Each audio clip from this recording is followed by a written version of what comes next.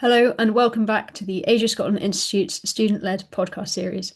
My name is Eleanor Channer. I'm an intern at the ASI, and I'm joined here today by Belinda Schäpe, China Policy Analyst at the Centre for Research on Energy and Clean Air, where she analyses China's decarbonisation journey and advises European policymakers on their diplomatic engagement with China. Welcome, Belinda. Thank you for joining us today. Thanks so much for having me. Brilliant. So let's dive in. There's been a lot of discussion regarding China's role in global environmental sustainability. China is the world's top emitter of CO2, but also the world's leading investor in clean energy. Could you sort of set the scene for us in terms of what China's long-term policy goals are, which industries these policies focus on, what key concerns are they looking to address? Yes, absolutely. As you mentioned, China is somewhat of a superpower when it comes to anything related to climate change because it is the biggest emitter, the second largest historic emitter, but also driving the clean energy transition around the world. And when we look at the climate targets that China has set, the most important ones are two headline targets, the so-called dual carbon goals, which are for China to peak emissions before 2030 and to achieve carbon neutrality by 2060.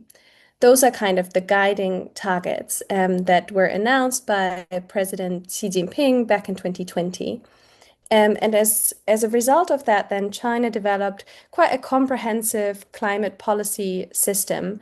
It's the so-called 1+N framework, which has like one overarching guidance on how to achieve this first target to peak emissions, and then an N number of plans for all the different sectors that would be required to do that, and for every single province in China also to show how they're going to contribute to achieving this goal. So it covers really all sectors. The most important ones I think that we should look at are the power sector, which is the largest in terms of emissions, then heavy industry, especially the steel sector and the cement sector, but also other smaller sectors or smaller in terms of emissions, for example, the transport sector, agriculture, and so on. Um, and in terms of the issues for China to address these, I think there are a number of reasons why China is keen on tackling climate change. It first kind of emerged is at the nexus with air pollution, which became very bad in the early 2000s, amid China's economic miracle, if you want. There were a lot of environmental damages, and air pollution was one of the key ones. So there was a big air pollution campaign when President Xi Jinping first came into power, and that kind of came together with the first climate policies. The second reason is certainly that China is itself very impacted by climate change. It's one of the most vulnerable countries. You may have seen the floods that China has experienced the last couple of years. Even in the desert, there were immense droughts. And then, of course, most of China's economic activity happens in the east, which is affected by sea level rise. And then, yeah, I think the last one perhaps is also the economic opportunity that comes with it, and ensuring energy security. China really sees an opportunity to champion clean technologies, to transition away from fossil fuels, and through that ensure more, yeah, energy security by itself and also economic development through that. Brilliant. So you mentioned the one plus N program. I was just wondering, another sort of phrase that I've heard around a lot is the Beautiful China initiative, which is sort of China's national green development program. Is that just a sort of sustainability tagline, or is that really part of the sort of comprehensive framework for pushing this initiative forward? It's certainly part of that comprehensive framework. I think there are different aspects to how climate and environmental policy is framed, but the Beautiful China one is certainly at the core of it. And I think we have seen major changes since the announcement of these dual targets and with the Beautiful China initiative kind of emerging with real implications, renewables accelerating at an absolutely unprecedented scale, growing fourfold over the last 5 years, and EV production growing sevenfold. and clean energy be really becoming key drivers of the economy, last year contributing around 10% of the GDP, which is really huge. So I think it's not just a tagline, it's really impacting real economy changes. And what we are seeing is that it's also starting to have an impact on China's emissions. So over the last year, China's emissions have fallen for the first time because of clean energy. In the past, China's emissions have fallen before, but it was always related to an economic downturn. This time around, it's driven by, yeah, this vast capacity of renewables that's coming online, and that's pushing down the share of coal in the power mix. So what we're seeing is really somewhat of a structural shift because of these, yeah, long-term headline climate targets. And so when you talk about these renewables, is this to do with the kind of the new three priorities that was announced by Xi Jinping in 2023? So solar panels, lithium-ion batteries, and electric vehicles. Are those the key sectors that are driving this? Yes, I would say so. So the new three really sit at the heart of this. I would say when we look at over the last 5 years, the announcement of those dual carbon goals was probably the biggest thing that really shifted how the economy and the incentives worked. But when we look just at the announcement of the idea of the new three and them being prioritized as key sectors, that has also really materialized in some significant changes. So compared to 2022, the year before, this idea of the new three of solar panels, batteries, and EVs was announced. Since then, annual EV battery output has increased 6 times. Solar cell output has almost tripled.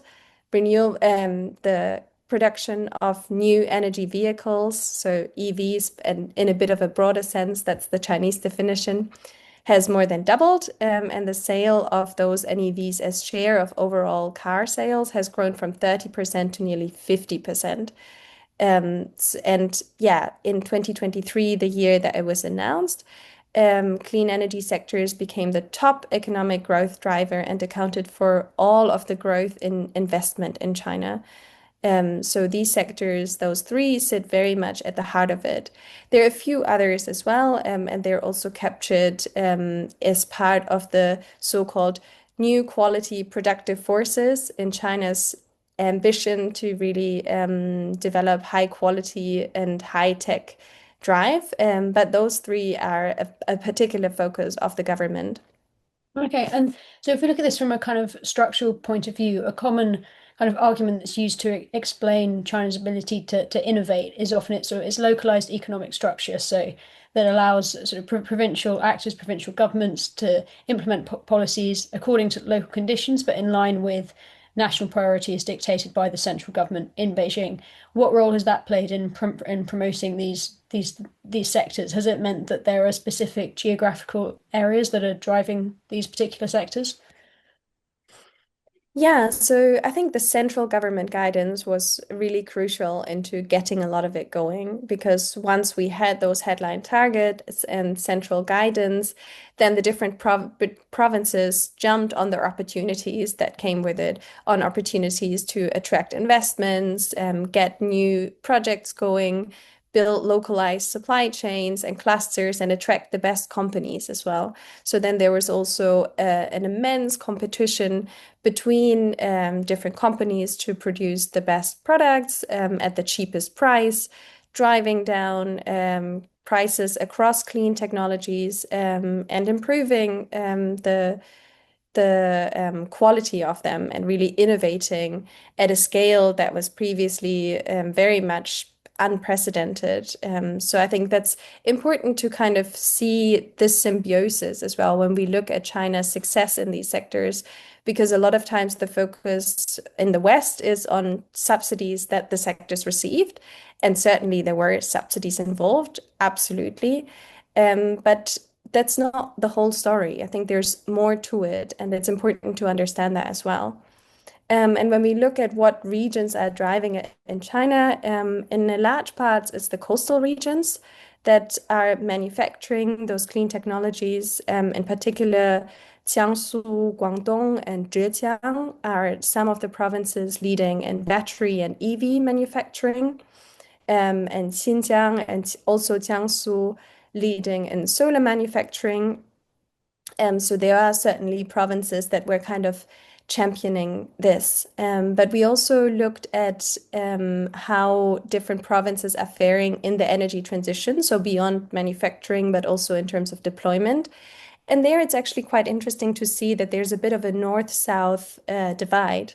So the north has actually acted a lot faster in the energy transition than the south, where in the north, the share of clean power has increased from only 20% back in 2020 to over 30% last year. In the south, it's kind of stayed the same at around from, yeah, rising just from 43 to 45%, which in total terms is higher, but you can see the growth in the north has been much faster. So we think in some parts that's due to the south having more hydropower and being a bit more complacent, but there may be other factors as well. So it's also interesting to look at how different provinces approach that. And it seems that northern provinces, in terms of deployment, have been a bit more innovative in finding, yeah, in finding new ways to accommodate for renewables in the power system.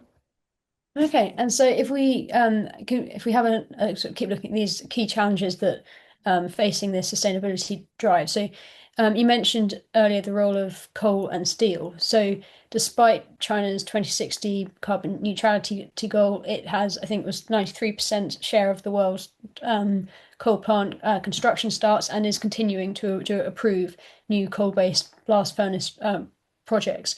Coal is the most carbon intensive fossil fuel. So how can it still be integral to China's economy alongside this green development drive?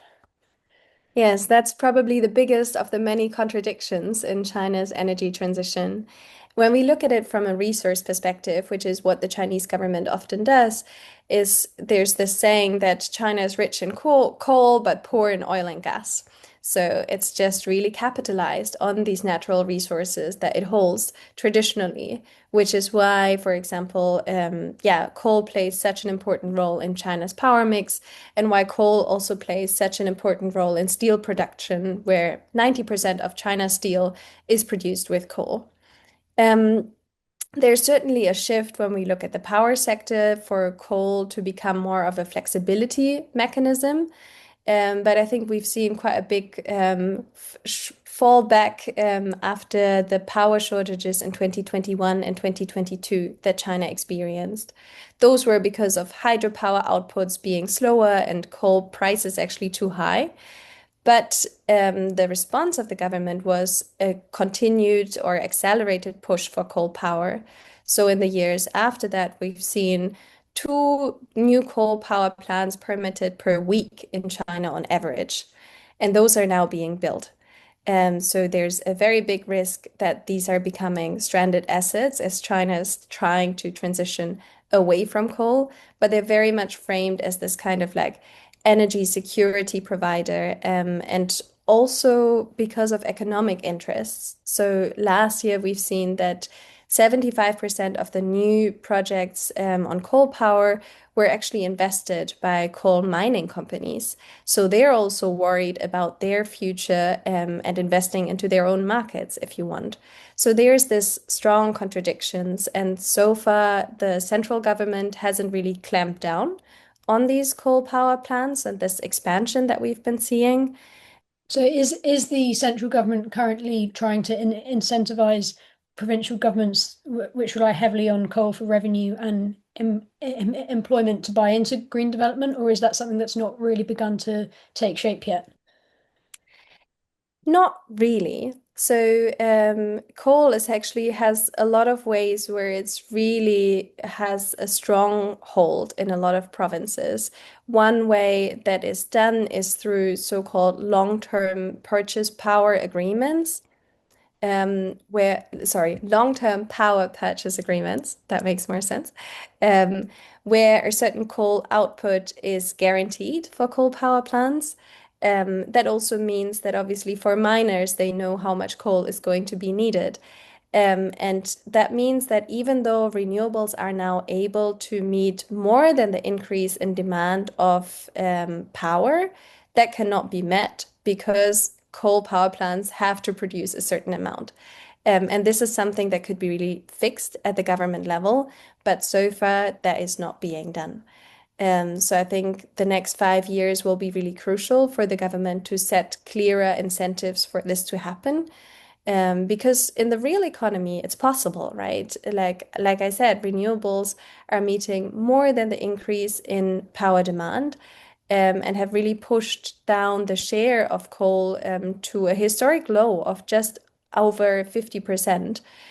So if we see a continued build out of renewables, complemented, of course, by infrastructure such as the grid, storage capacity, and so on, it's very much possible for coal to actually see us phase down, but that would need the central government to clamp down on these new projects and also start really retiring some of the old projects because they're very much behind the target that they set as part of the 14th five-year plan, which is coming to an end at the end of this year. They're very much behind on achieving these targets for coal retirement as well.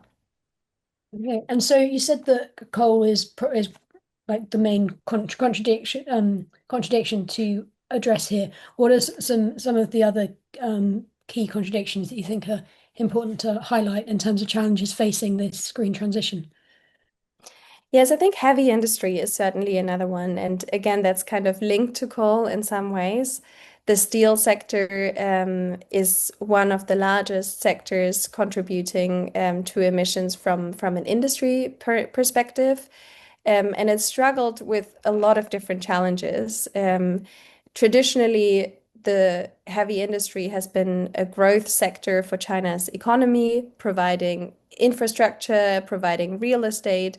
But as the real estate sector started to slow down, there was an increased overcapacity in these sectors, in the steel sector, in the cement sector, and that's been eroding profitability. And with eroding profits, there's less money to invest into green solutions. So we're kind of stuck at a problem where China is producing too much steel with too much coal, but there isn't enough opportunities to invest into greener production because they're currently not making enough money.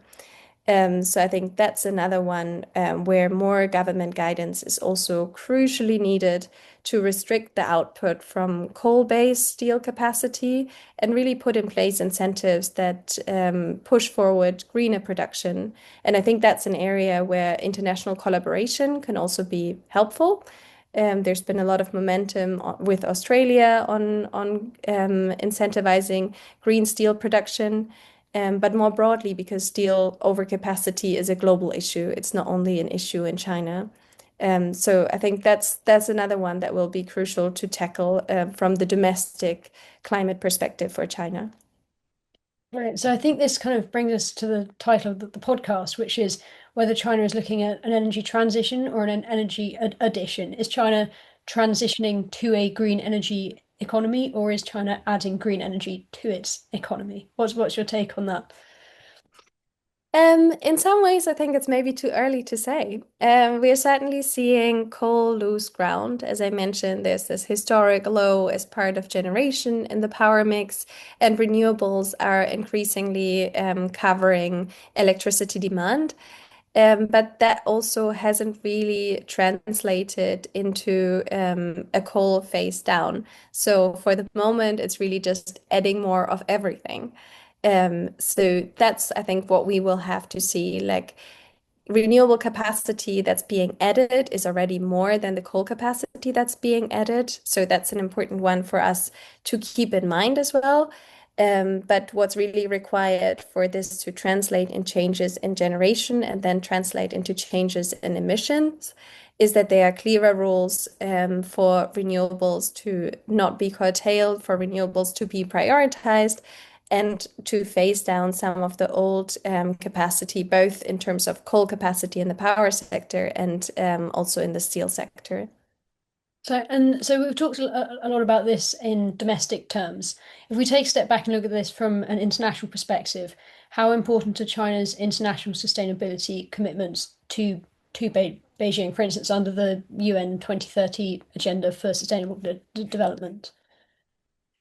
Yeah, I think a lot of the domestic targets are also translated in international targets.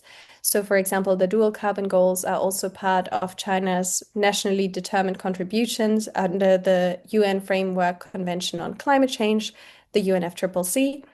Um, but it's also important for China to build capital in building its own international relations. So, for example, South-South climate cooperation has been a very big feature of China's foreign policy strategy to build good relations with countries in the global South that are very much impacted by climate change. So I think they are very important for domestic purposes to implement China's own domestic agenda, but also to build up China's image overseas and kind of to portray itself as a responsible major power, as to say it in the party speak. That's quite crucial. Beyond that, I think China also made a pledge to stop building coal power plants overseas. That was quite a huge pledge, and that came with the commitment to accelerate the green transition in developing countries.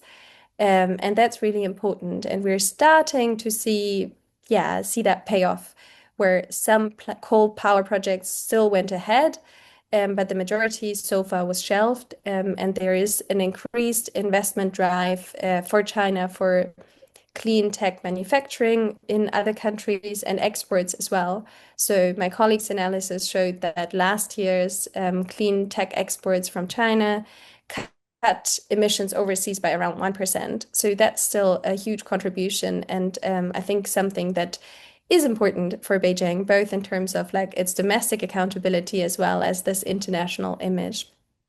Definitely. So on that, so with sort of growing kind of South-South cooperation and Donald Trump's withdrawal from the Paris Agreement, do you think does China represent a viable alternative to the US as a leader in global climate governance? Do you think China in that position would go about it very differently to the US? What would be your view on that? I think it's a bit twofold. On the one hand, Xi Jinping, in response to this, has made very clear that no matter how the world changes, China will stay committed to tackling climate change and stay committed to multilateralism. And I think even if that would be just empty words, it would be a very positive signal at a time now where multilateralism and the green transition are really under threat. But at the same time, I think China has also made very clear that they don't see themselves in a position to fill the gap of a developed country because China still sees itself as a developing country. So they don't believe that they can fill the gap of the US as the largest emitter. I think there is an opportunity for China to do that together with others. For example, with the EU or with Europe more broadly, we've seen a lot of engagement between both sides to step up their joint commitment on climate change in a recent high-level dialogue as part of a new joint statement that was announced at the EU-China summit. So I think that holds a lot of potential for them to drive it together and in some ways bridge the gap between developed and developing countries. And also, I think for China, yeah, to kind of strengthen this South-South climate cooperation, there's a lot of opportunities for China to step up its investment in other countries, to provide others with the clean tech that it is also producing, but also to have others have a share of the growing pie in terms of clean tech manufacturing. So I think there's a lot that China can do either way. And so then, both domestically and internationally, what do you think are the key kind of key sort of dialogues to be watching out for to see which direction things are moving? And you mentioned, for instance, the next 5-year plan in terms of the global south, which are the spaces to watch. Yeah, certainly. So China's next 5-year plan will give us a lot of indications where things are moving domestically. that will come out early next year. It will be discussed in October this year at the Big Party Conference. So there will be very important signals there. Internationally and a bit more long term, this year is also the year where countries have to put forward their climate targets for 2035. So the so-called nationally determined contributions. And this will be a key one for China because we talked about how important it is for China's emissions to come down. Um, but it will also be crucially the first time that China defines where its emission trajectory is going to go after emissions have peaked. And that will be really important to understand, right? How long are we staying on an emissions plateau? And at what point is China really going to cut emissions and how drastically are these cuts going to be? That will be crucial for countries to understand what the emission trajectory of the world will look like. So our analysis suggests that China could cut emissions by at least 30% by 2035, and that would be in line with the Paris Agreement. And that would make a major contribution to tackling climate change, really bringing about the mitigation efforts that we need. But it can also provide economic opportunities for China. So our analysis suggests that if China follows that path and other countries do too, China's clean energy sectors could double in value over the next decade. So there's a lot of economic opportunities for China to do that. This 2035 target will be published before COP30. So this will internationally be the big moment, I think, for all of us to look at later in November when Brazil holds the COP30 negotiations. What will come out of those? Brilliant. Well, I think we've covered a huge amount there. Thank you very much for your time today, Belinda. I'm sure our listeners have learned a lot. I definitely have. If our listeners would like to find more about China's clean energy industry, you can find links to Belinda's work in the podcast description. And on that note, I think we will leave it there. Thank you very much, Belinda. Have a lovely day. Thanks so much for having me. Lovely day to you as well.